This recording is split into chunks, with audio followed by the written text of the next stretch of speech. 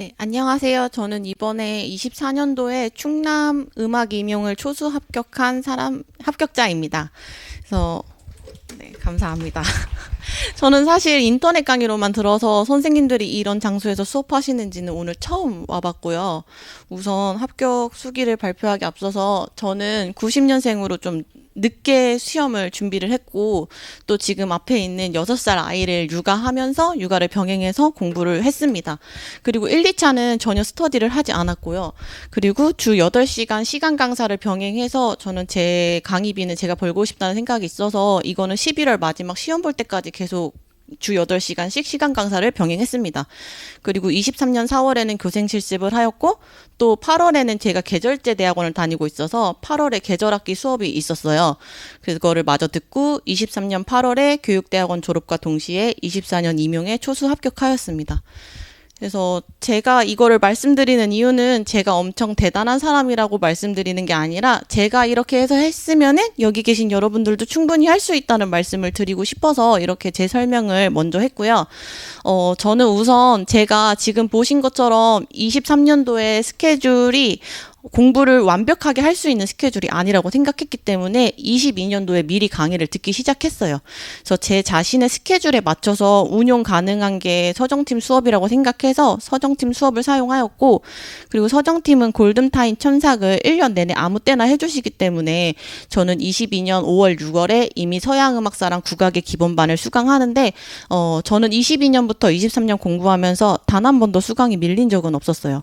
그리고 골든타임도 한 주 한 주 제출하고 한 번에 몰아서 제출한 적도 없었고, 그냥 제가 합격할 수 있었던 비결은 저의 상황을 정확하게 인지하고 저한테 맞는 공부법을 찾으려고 노력했고, 그리고 그냥 한 주 한 주 루틴처럼 쌓아가듯이 공부한 게 저의 합격 비결이라고 생각합니다. 그래서 저는 총 공부 기간은 1년 6개월을 잡고서는 공부를 했어요.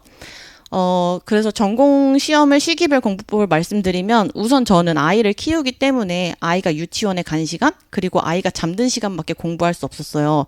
그래서 밤에 공부하려고 치니까 아이랑 자꾸 잠들어 버려서 23년부터는 새벽 5시에 기상을 하였습니다. 그래서 새벽 5시에 기상해서 5시 반부터 공부를 시작하였는데, 새벽에 기상해서 공부를 하다 보면 좀 공부하기 싫은 마음이 너무 커져가지고 그때를 이용해서 강의를 수강을 하였어요. 그럼 약간 목덜미를 잡고라도 이렇게 공부하는 느낌이 들어서 새벽 시간을 이용해서 강의를 수강하였고, 골든타임과 강의는 절대 밀리지 않도록 하였습니다. 그래서 기본반에서는 이미 정희연 선생님께서 기본반 수강 때 진짜 많이 말씀하시는 건데, 목차 쓰기를 진짜 많이 해라, 그리고 그 서랍을 잘 만들어야 된다라는 말씀을 정말 많이 하셨거든요. 그래서 저는 진짜 서정팀이 시키는 대로 했는데, 어느 수준으로 시키는 대로 했냐면, 그 서민정 선생님이 악학개범은 너무 중요한 책이니까 그거의 연도 정도는 알고 있어라, 그리고 그 연도를 핸드폰 비밀번호로 해서라도 알고 있어라 라고 하셔서 저는 애플워치 비밀번호도 지금 1493이에요. 그래서 그 정도로 진짜 시키는 대로 곧대로 했어요. 그래서 기본반 때는 목차 쓰기를 정말 많이 했고요. 그리고 적어도 제가 뭐 예를 들어 실천주의는 뭐야? 라고 물어봤을 때 그거에 대한 정확한 인출을 못하더라도 그거 그런 거지라고 머릿속으로 알 수 있게끔, 그리고 예를 들어서 19세기에서 뭐 프로그램 음악 중에 대표적인 게 뭐야? 라고 했을 때 베를리오즈는 뭐 환상경곡했고 거기서 이데픽스가 있었고 뭐 이데픽스는 이런 거지라고 구상할 수 있을 정도까지는 하려고 노력했어요. 그래서 이때는 사실 개론서는 거의 읽지 않았고 그 서정팀 기본반 강의 수강 자료를 완벽하게 숙지하려고 노력했어요. 그래서 저는 스터디를 전혀 안 했기 때문에 정보를 얻을 데가 아무것도 없었어요. 그래서 장점이 주변에 휩쓸리지 않았다는 장점이 있었던 것 같아요. 그래서 그 기본반이나 뭐 이렇게 심화반에서 주시는 강의 자료가 이미 여러 개론서를 축약한 거기 때문에 제가 그것도 모르는데 다른 사람들이 개론서를 읽는다고 개론서를 따라 읽는 거는 별로 좋은 방법이 아니라고 생각했어요. 그래서 최대한 기본을 완전히 다지려고 노력했고, 그래서 저는 구조화를 따로 한 적이 단 한 번도 없는데 한 번도 구조화 때문에 스트레스 받아본 적은 없었던 것 같아요. 그래서 일단 강의 자료를 토대로 좀 완벽하게 하려고 노력했고, 그리고 제가 제 공부 스타일을 봤을 때 뭔가 제가 아는 키워드가 강의에서 나오면 조금 잘 기억이 나더라고요. 그래서 저는 기본반 수강이 끝나고 심화반이 개강하기 전인 11월부터 1월까지는 심화반의 내용을 미리 예습해 놓으려고 했어요.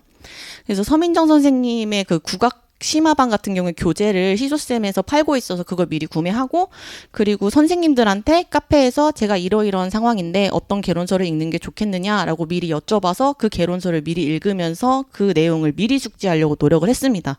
그리고 심화반에 들어가서는 그냥 전 과목 공통으로 강의 자료를 최대한 숙지하려고 노력했어요.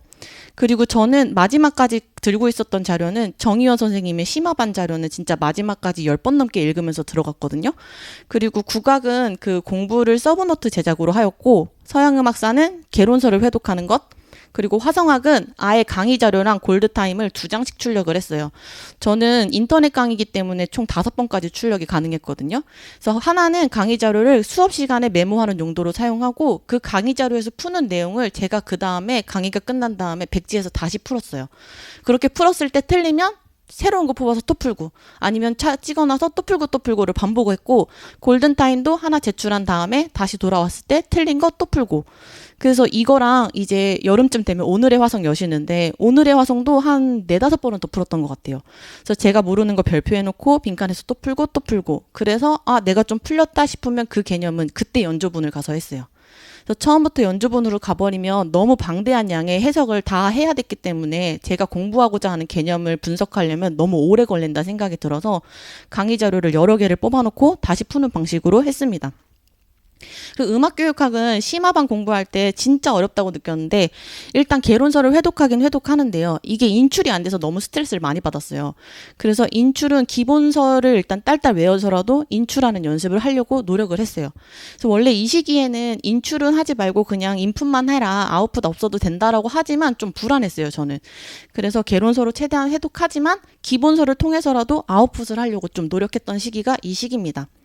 그리고 그 정현 선생님이 항상 말씀하시는 건데, 강의 듣고 복습하고 골든타임 내고 다시 돌아오면 또 그거 복습하고, 그거를 저는 무한 반복을 했어요. 그래서 항상 그 루틴대로 움직였기 때문에 골든타임을 밀린 적이 없었고, 그때 사용했던 공부 방법들이 이거라고 보시면 될 것 같습니다. 그리고 기출반에 들어가면서부터는 저는 좀 많이 어려웠던 게, 그전엔 연도별 아니면 파트별로 학습을 하는데 기출반에서부터는 기출 문제로 학습을 하기 때문에 제가 머릿속에 개념들이 되게 혼재해 있다는 생각이 많이 들었어요. 그래서 저만의 그런 체크리스트 표를 만들어서 이걸 전 옆에 끼워놓고 강의를 들었습니다. 강의를 듣다가 내가 모르는 내용이 있다? 그러면은 그거를 이렇게 적어 놓고, 이거는 하나당 적어도 일주일에 2번은 다시 이 개념을 복습하고자 했고, 이렇게 체크리스트 하면서 동시에 큰 틀의 회독을 동시에 진행했어요. 그래서 이런 식으로 저는 좀 완전 MBTI 극제이여가지고 이렇게 큰 틀의 회독표를 만들어서 했는데, 물론 이대로 완벽하게 이루어지진 않고 중간중간 수정을 하긴 했어요. 근데 회독의 가장 큰 목적은 제가 시험 보기 하루 전 아니면 이틀 전에 전 과목을 다 회독을 돌릴 수 있도록 하겠다를 목표로 회독표를 작성을 했습니다. 그래서 기출반부터 모의고사 반까지는 아까 보여드린 그런 체크리스트 표로 제가 부족한 부분을 적어놓고, 그리고 큰 틀의 회독을 진행하였고, 제가 추천드리고 싶은 방법 중에 하나는, 저는 기출반부터 매주 토요일 새벽에 일어나자마자 골든타임을 풀었어요. 그 이유는 제가 어느 순간 골든타임을 풀 때 단기 기억에 의존하는 것 같다는 느낌이 들었거든요. 근데 저희가 시험 보는 날 아침에 일어나서 전 과목을 회독하고 갈 시간은 없잖아요. 그래서 저는 토요일 새벽에 일어나서 골든타임을 풀고, 그때 아는 개념이 제가 진짜 아는 개념이라고 생각했어요.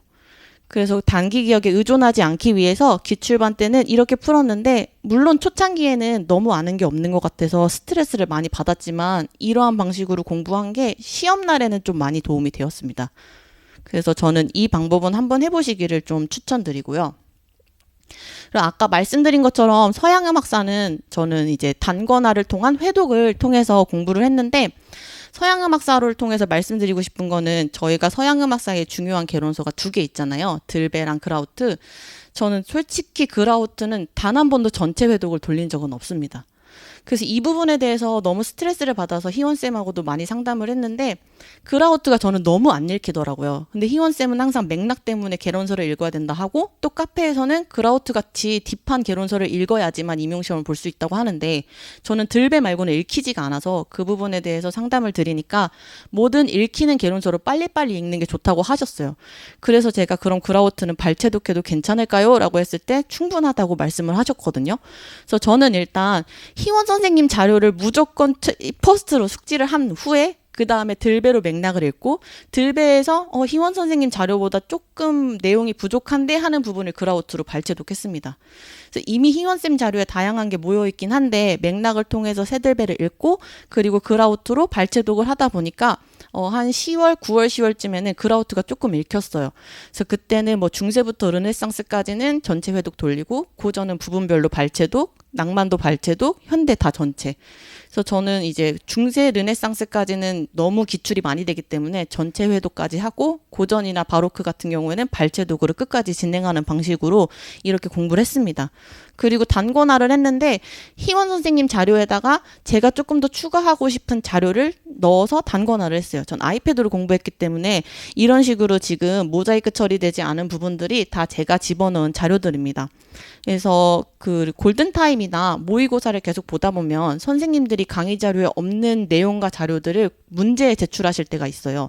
그래서 그거를 내가 좀 더 봐야겠다 하면은 그 부분을 캡처해서 강의 자료에 다시 붙이고 아니면은 강의 자료에 아예 페이지를 첨부해서 제가 이 강의 자료를 회독 돌릴 때 그 자료까지 볼 수 있도록 만드는 작업을 하였고 서양음악사는 서브노트 만들 때 시간이 너무 많이 걸려서 아예 그 시간에 단권화를 해서 그냥 개론서를 한 번 더 읽자라는 개념으로 이렇게 단권화를 진행해서 다른 거는 솔직히 뭐 들배를 3-4번 회독 돌렸다는 모르겠는데 정희원 선생님 자료 단권화해서 이거는 진짜 10번 넘게 회독 돌렸다고 말씀드릴 수 있습니다.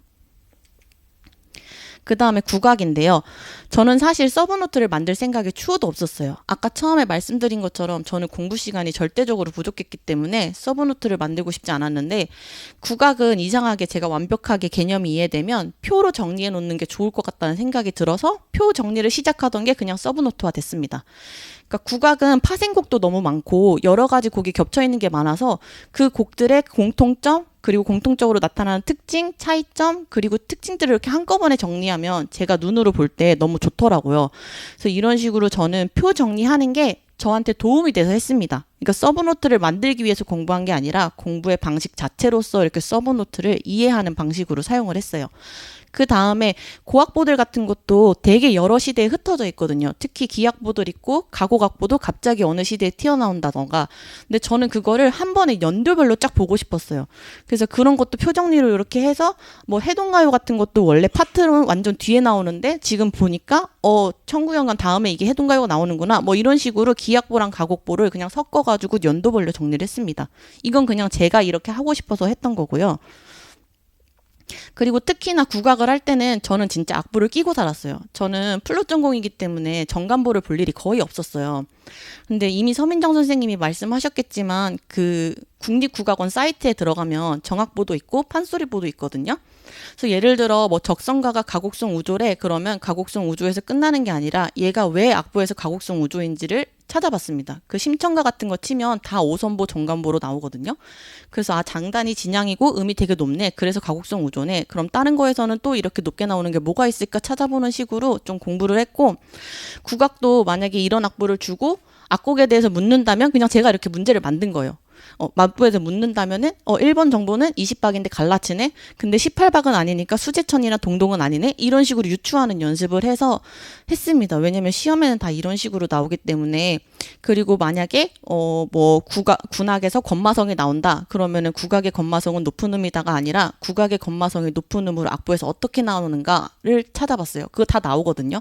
그래서 저는 패드에 정악보, 검은고, 뭐 가야금 이런 거 다 넣어놓고 선생님이 설명하신 개념을 다 국악보에서 찾으려고 노력을 했습니다.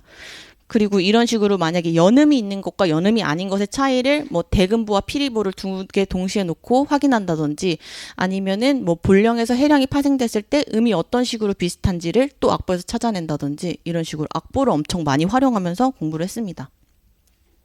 그리고 음악교육학 같은 경우에는 개론서마다 다루고 있는 범위와 깊이가 달랐어요. 예를 들면 실천주의 같은 경우에도 음악교육학 총론에서는 실천주의 1판까지만 나타나고 음악교육학 기초에서는 2판까지 나타났거든요. 그래서 음악교육학 같은 경우에는 정말 하나의 개론서를 처음부터 끝까지 읽지는 않았어요. 예를 들면 내가 오늘 음악교육 철학에 현대음악 교육 철학을 공부할 거야. 그러면 개론서 3권 펴놓고 딱 그것만 독파하는 형식으로 공부를 했습니다.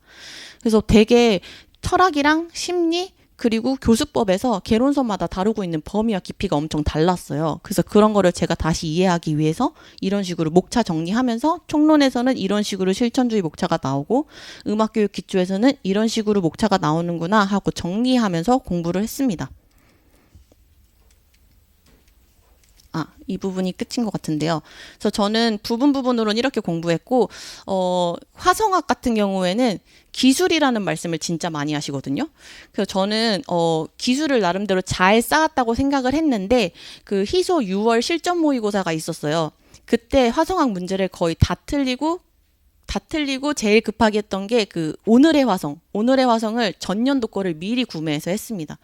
그 정희연 선생님께도 말씀드리고 제가 지금 화성학이 너무 부족한데 전년도에 오늘의 화성을 공부해도 되겠느냐 이것도 미리 여쭤보고 그 정도면 충분하다고 하셔서 오늘의 화성으로 미리 공부했고 그리고 마찬가지로 오늘의 화성은 하루에 하나씩이지만 저는 전년도 것까지 구매했으니까 올해 것까지 하면 문제가 굉장히 많이 나오거든요. 그래서 제가 그 부분이 부족하다 생각하기 때문에 하루에 3개씩 풀었습니다. 하루에 3개씩 풀고 제가 어느 정도 조금 됐다 하는 순간에 하루에 하나씩 푸는 정도로 올라가고 그리고 마지막 순간까지 그걸 루틴처럼 가지고 있었어요. 하루에 한두 문제 푸는 걸로. 그래서 아까 오늘의 화성 하시는 것처럼 그리고 지웠다가 다시 풀고를 마지막까지 계속 루틴처럼 이어가면서 화성학 공부를 하였습니다. 그래서 저는 솔직히 스터디가 없었기 때문에 오히려 합격할 수 있지 않았나라는 생각을 하기도 해요. 제 자체가 워낙 주변 사람 말에 잘 휘둘리고 주변에서 뭐 한다 그러면 나도 해야 되는 거 아닌가라는 불안감이 되게 많이 들었는데 저는 소통할 창구가 서정팀밖에 없었기 때문에 시시때때로 그냥 계속 연락을 드리고 뭔가 궁금한 점이 생기면 항상 카페에 물어봤어요. 그래서 나중에 다 합격하고 보니까 막 카페에 올린 글이 막 사고 싶게 되더라고요. 근데 그렇게 해도 별로 힘들어하는 내색 없으셨고 특히 정유현 선생님 같은 경우에는 제가 실전 모의고사 끝나고 상담 요청했을 때 갑자기 연락이 오셔서 지금 제 시험지를 채점하고 있으니 지금 혹시 상담이 가능하냐 해서 정말 심층적인 상담을 그때 받을 수 있었거든요. 그래서 제가 느끼는 서정팀의 강점은 상담과 그런 소통이기 때문에 그거를 적극 활용하시는 게 좋을 것 같고 특히 저는 2차에서도 서정팀의 도움을 많이 받았던 게 저는 앞에서 말씀드린 것지만 2차에서도 스터디가 하나도 없었어요. 근데 결과적으로는 수업 시련 때문에 붙었다고 할 수 있거든요. 그러니까 실기에서 많은 점수가 까였는데 수업 시련에서 0.5점 마이너스를 받았어요. 그래서 저는 실질적인 수업 면접 피드백을 받은 게 서민정 선생님이 처음이었고 어차피 1차를 붙으면은 그때부터는 잘 알려주시고 제가 동영상을 보내면 그거에 대한 피드백을 주시고 저는 대신 피드백 받은 거는 뭐든지 고친다는 마인드로 그거를 습득했습니다. 그리고 여기 학원에 와서 2차 준비할 때 진짜 실제처럼 시험지 주시고 제가 시험지 구상하고 하는 것도 하는데, 저는 그때 장단 창작에 대한 게 나왔었거든요. 근데 올해 시험에는 알이랑 토리를 활용한 창작을 나와서 그때 받은 피드백을 좀 2차 실현 때 많은 도움을 받았습니다. 그러니까 그냥 2차 준비도 저는 사실 그냥 시키는 대로만 했어요. 사실 근데 선생님들이 시키는 대로 하는 게 어려운 거라고 하시더라고요. 근데 그냥 시키는 대로만 하면 저처럼 좋은 결과가 있으실 거라고 생각합니다. 감사합니다.